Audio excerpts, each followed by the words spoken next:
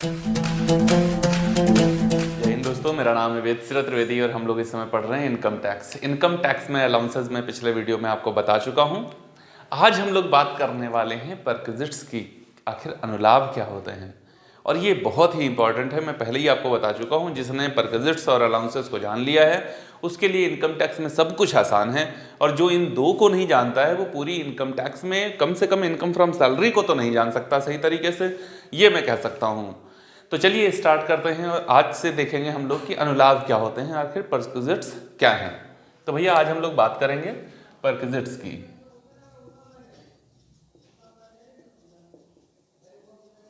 जिसको हिंदी में कहा जाता है अनुलाभ।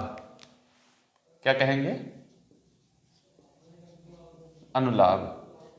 भत्ता और अनुलाभ में क्या अंतर होता है मैं पिछले वीडियो में आपको बता चुका हूं। जब कभी नगद भुगतान किया जाता है सुविधा के लिए तो उसे भत्ता कहते हैं, और जब सुविधा ही प्रोवाइड करा दी जाती है तो उसे अनुलाभ कहते हैं। यह बेसिक डिफरेंस होता है भत्ता और अनुलाभ का। तो चलिए जानते हैं कि आखिर परक्विजिट्स कितने तरीके के होते हैं।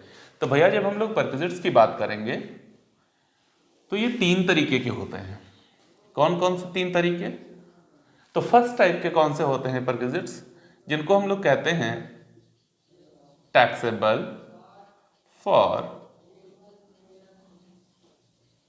ऑल टाइप्स ऑफ एम्प्लॉय, जो सभी करदाताओं के लिए कर योग्य हैं, ऐसे अनुलाभ। दूसरे कौन से होते हैं? दूसरे वो होते हैं जो taxable only for specific employ, specific employ, जो विशिष्ट कर्मचारियों के लिए ही केवल कर योग्य होते हैं और सभी कर्मचारियों के लिए वो कर योग्य नहीं होते। अच्छा, तीसरे नंबर पर कौन होते हैं? तीसरे नंबर पर जो होते हैं उनको हम लोग कहते हैं tax free for all types of employ, जो सभी ही करदाताओं के लिए करमुक्त होते हैं, ऐसे अनुलाभ। ठीक है ना? तो अनुलाभों को इन 3 पार्ट में डिवाइड किया गया है। नंबर 1, ऐसे अनुलाभ जो सबके सब करदाताओं के लिए कर योग्य होंगे, किसी को नहीं छोड़ेंगे। कर योग्य होने का मतलब है कि ये किसी भी करदाता को मिल रहे होंगे तो इनका कैलकुलेशन करके हम लोग उसकी सैलरी के अंदर उसे ऐड कर देंगे। अच्छा, स्पेसिफिक एम्प्लॉय, जो विशिष्ट कर्मचारी होंगे, ये केवल उन्हीं के लिए कर योग्य होंगे, सभी के लिए कर योग्य नहीं होंगे। अगर बात करी जाए क्या कुछ ऐसे भी अनुलाभ होंगे जो सबके लिए कर मुक्त हों? जी हाँ, ऐसे भी अनुलाभ होंगे और उन्हें हम कहेंगे tax free for all types of employ. ऐसे अनुलाभ जो सभी के सभी कर्मचारियों के लिए कर मुक्त होते हैं। तो बताइए सर जी कि कौन कौन से होते हैं जो यहां पर आएंगे। देखिए, अगर आपको जानना है कि कौन कौन से अनुलाभ ऐसे हैं भैया जो सबके लिए टैक्सेबल हैं और जो स्पेसिफिक के लिए टैक्सेबल हैं, तो इससे पहले आप ये जान लें कि स्पेसिफिक एम्प्लॉय कौन होता है, विशिष्ट कर्मचारी है कौन। तो यहां पर हम लोग सबसे पहले आज जाने कि आखिर कौन होता है स्पेसिफिक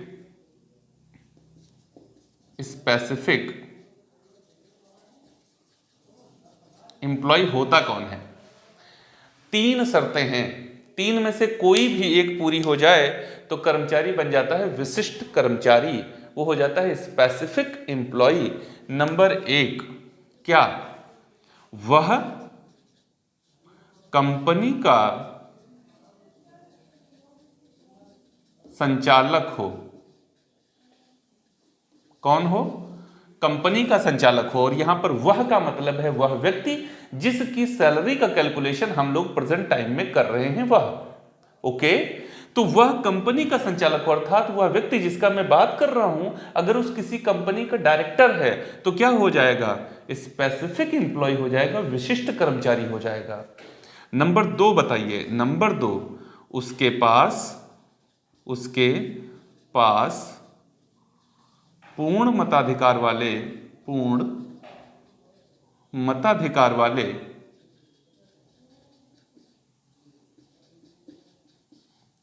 20% अंश हों। यहां पर ध्यान दीजिएगा, पूर्ण मताधिकार वाले का मतलब क्या है भैया? ये पूर्ण मताधिकार वाले ऐसे कौन से शेयर होते हैं जिनको कंपनी की मीटिंग्स में मत देने का अधिकार होता है? इक्विटी शेयर ना। तो अगर उस व्यक्ति के पास, उसके पास मतलब उस व्यक्ति जिसकी मैं बात कर रहा हूं, अगर उसके पास में किसी कंपनी के ओवरऑल इक्विटी शेयर्स का कितना शेयर होल्डिंग है, 20% शेयर होल्डिंग उसके पास है, तो वो क्या हो जाएगा? स्पेसिफिक एम्प्लॉय हो जाएगा। देखिए, किसी भी कर्मचारी के लिए आसान नहीं होगा कि वो किसी कंपनी का डायरेक्टर हो जाए। डायरेक्टर होना कोई आम बात थोड़ा है कि कोई भी मुंह उठा के जाएगा और डायरेक्टर हो जाएगा। यह काम भी कठिन होगा कि किसी कंपनी के 20% शेयर खरीद लिए जाएं, बहुत बड़ी बात होगी और बहुत बड़ा इन्वेस्ट करना पड़ेगा इसके लिए। तो और क्या कोई और कंडीशन है? जी हाँ, और उसी कंडीशन पर तो सबसे ज्यादा जोर दिया गया है। तीसरी कंडीशन है, गत वर्ष में उसका कर योग्य वेतन 50,000 या अधिक हो।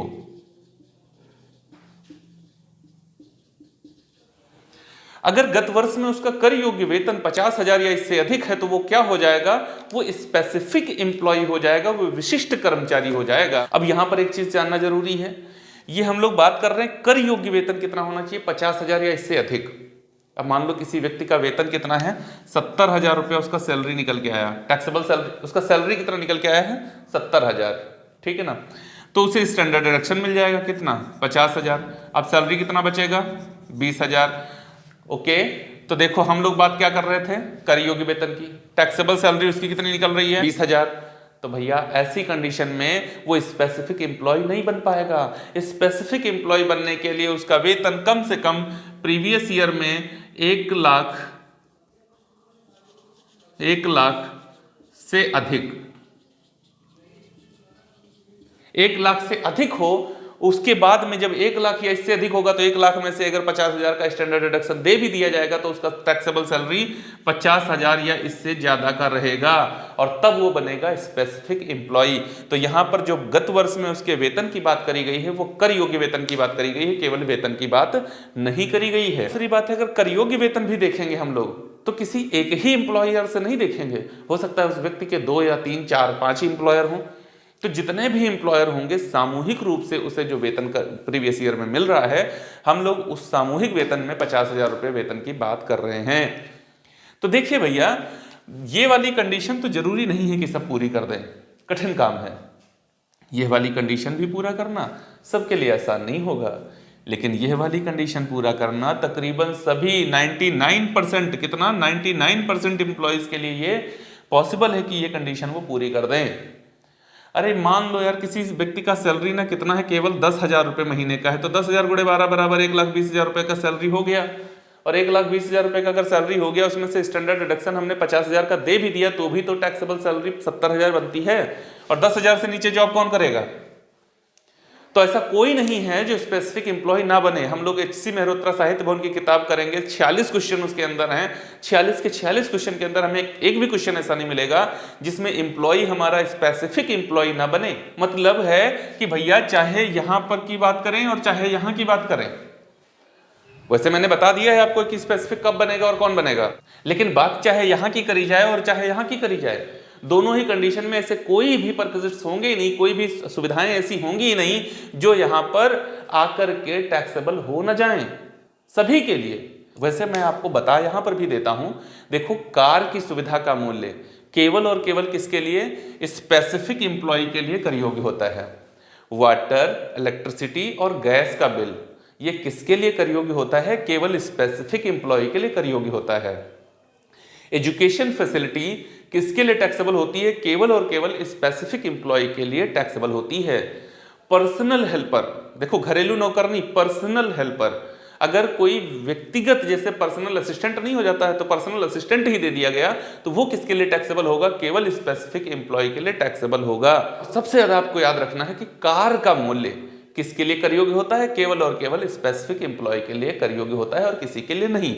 लेकिन मेरे बताने के बावजूद आप ये चीज दिमाग में बना के रखना एकदम कि ऐसा कोई भी अनुलाभ नहीं होगा जो इसमें तो आए या इसमें ना आए, या यहाँ आ जाए और यहाँ ना आए। भैया सारे एम्प्लॉय मिलेंगे हमको स्पेसिफिक, तो कोई भी अनुलाभ होगा यहाँ पर भी टैक्सेबल होगा और यहाँ पर भी टैक्सेबल होगा। हम लोग को जानना है कि आखिर टैक्स फ्री परक्विजिट्स कौन से होंगे। तो बहुत ध्यान से सुन लो।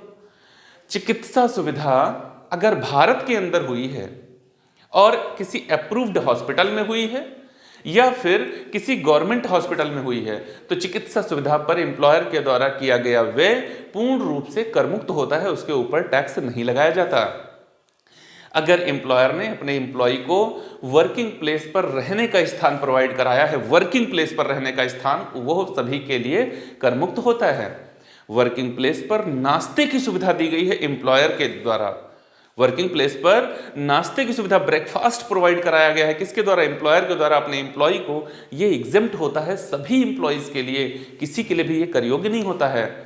वर्किंग प्लेस पर या घर में मोबाइल, टेलीविजन, लैपटॉप, टैबलेट ऐसी संपत्तियों को प्रयोग करने का अधिकार दिया गया है। हस्तांतरित अधिकार, ओनरशिप नहीं दिया गया, प्रयोग करने का अधिकार हस्तांतरित किया गया है, तो वो सभी के लिए करमुक्त होता है, उस पर कोई भी टैक्स नहीं देता है। कोई रिफ्रेशर कोर्स कराया गया है अपने एम्प्लॉय को, ताकि वो जब वहाँ उस कोर्स को करके आए तो और अधिक एनर्जी के साथ में हमारे साथ लग करके काम कर पाए। तो भैया ऐसे रिफ्रेशर कोर्स पर जितना भी व्यय किया जाता है वो सभी के सभी एम्प्लॉयज के लिए करमुक्त होता है, उस पर कोई भी टैक्स नहीं देता है। और इनको छोड़कर, जिनकी बात हमने करी है, इनको छोड़कर अन्य कोई भी अनुलाभ आएगा वो सब के सब एम्प्लॉयज के लिए टैक्सेबल होगा, कोई उस पर टैक्स देने से बच नहीं सकेगा। तो अब हम लोग अपने अगले वीडियो से जानेंगे कि आखिर कौन कौन से वो अलाउंस परक्विजिट्स हैं जिन पर एक एम्प्लॉय को टैक्स चुकाना होता है और कैसे उनका मूल्यांकन किया जाता है। यही तो पढ़ना है हम लोग को और यही तो समझना है हम लोगों को।